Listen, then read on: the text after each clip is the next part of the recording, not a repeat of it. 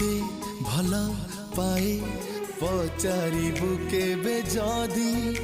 गोटे कथा कहिबि मु